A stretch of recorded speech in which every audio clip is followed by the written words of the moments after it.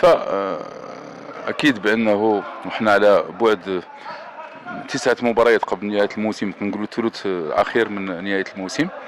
الحاصلة اللي نقدروا نعملوها حاليا ما تكون إلا حاصلة، واللي مازال يقدر فيها يحضر عدة متغيرات، لأن نعتبروها حصيلات قومية مازال نقدروا أمور أخرى يمكن تضاف إن شاء الله، لأن فريق نهضة بركان أظن بأنه الحال المرتبة اللي كيحتلها مرتبة جد مشرفة. أظن بأن المردود ديال الفريق من بعد البدايه اللي اكيد من بعد المجيء ديالي ومن بعد ما حضرت معاهم في الفتره ديال الانتدابات، ما حضرتش المرحله ديال التهيئ الاول، اظن كل هذه العوامل كتجعل بانه ما تكونش وقفتي على الامور منذ البدايه.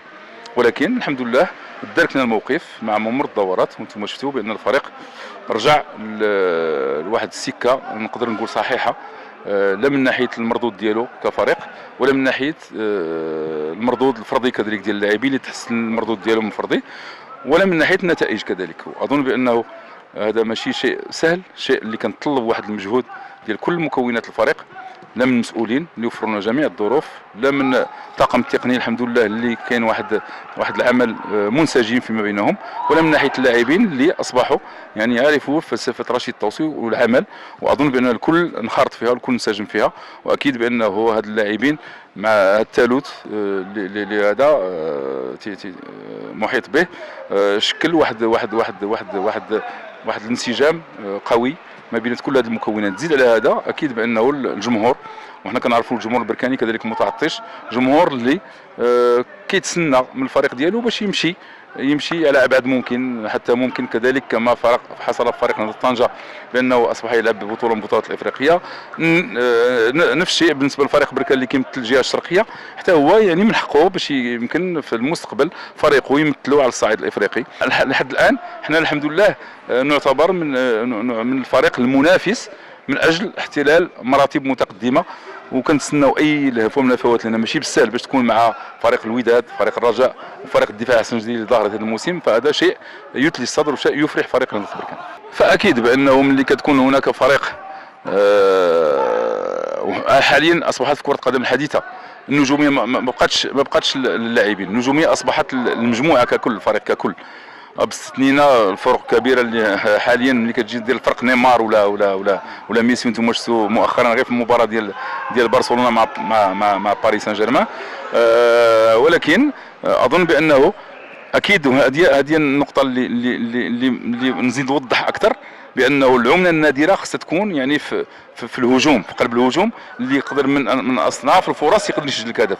حاليا فريق الوداد متصدر، نعطي غير مثال، فريق الوداد متصدر لان هناك ما نقدروش نسميوه نجم عالي جدا من ناحيه المهارات الفنيه ديالو، ولكن قناص من المستوى العالي جدا، كيعرف يقتنص الفرص، كيعرف يصنع الفرص وكيستغلهم وكيسجلهم. هو حاليا هداف يمكن ب 14 هدف حاليا، وهذا شيء ما شفناش من زمان.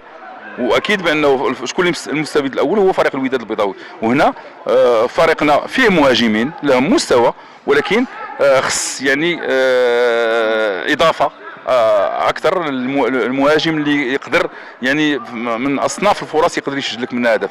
واظن بانه هذا الشيء اللي خص كيعانيوا منه، ماشي غير فريق نهضة بركان، كيعانيوا منه كل الفرق المغربيه، اكثريه الفرق المغربيه. بسم الله الرحمن الرحيم. اول حاجه الظروف غاديه في واحد النسق مستمر، يعني من بدايه الموسم لحد الساعه يعني غاديين بواحد النتائج الايجابيه، رغم هذا التعادل التالي اللي كما نقولوا ما كانش في المصلحه نتاعنا، ولكن عازمين هذا العام ان شاء الله باش نحققوا نتائج ايجابيه اللي تخولنا باش نكونوا مع الثلاثه الاوائل في البطوله الاحترافيه. Pour le moment ça se passe bien. Collectivement déjà, je pense que ça fait longtemps qu'on espérait être à ce point-là, à ce niveau de la saison. On est 4e du championnat, donc là même si le week-end dernier on a fait match nul à Khnefra, mais voilà, moi je pense que pour le moment on n'est pas si mal. On est à, je sais pas, je pense 5 points du WAC, mais ils ont un match en retard, mais je pense que c'est pas si mal pour le moment pour nous. Pas du tout. Je pense que c'était le meilleur choix pour moi. Je pense que ça faisait longtemps que je cherchais un club comme ça, avec de la sérénité, du calme, un club stable. Et voilà, on essaye en tout cas d'être au top comme on peut. Et je pense que j'ai fait le bon choix. J'aurais pas pu faire mieux, je pense. La différence, je pense qu'elle se trouve un peu plus dans les tribunes.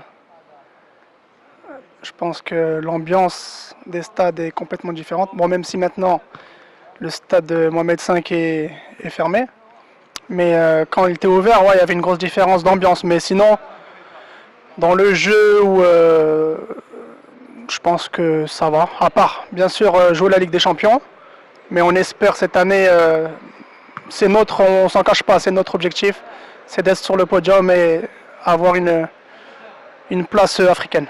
فمن هذه الناحيه هذه فالكل كيجي لهنا من الناحيه ديال ما كيتناقش المشكل المادي. حنا ما كنعرفوش شي حاجه هنا في بركان سميتها مشكل مادي كثر ما اننا كنحاولوا نركزوا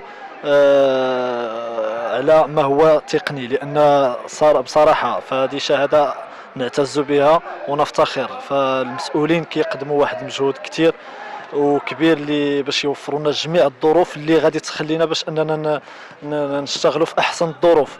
لذلك هذه تحسب المكتب المسير واللي كيبذل مجهود كبير وكيوفر لنا جميع الظروف اللازمه ديال الاشتغال. بسم الله الرحمن الرحيم. الى حدود الدوره 21 حصلت فريق النهضه البركانيه حصيله محترمه. والانسان طموح بطبعه. لا أخفي على أحد بأن سر النجاح في أي ميدان هو العمل الجاد. عمل بالطبع تكون عنده خريطة طريق، وسائل مضبوطة، وسائل العمل مضبوطة، الغلاف المالي مضبوط. لابد هذه العوامل تعطينا النجاح في آخر المحطات. الحكمة الجيدة وترشيط النفقات هي سر نجاح الشق المالي. مهندس المرحلة، مهندس المالية لابد أن تكون من عنده نتائج جيدة.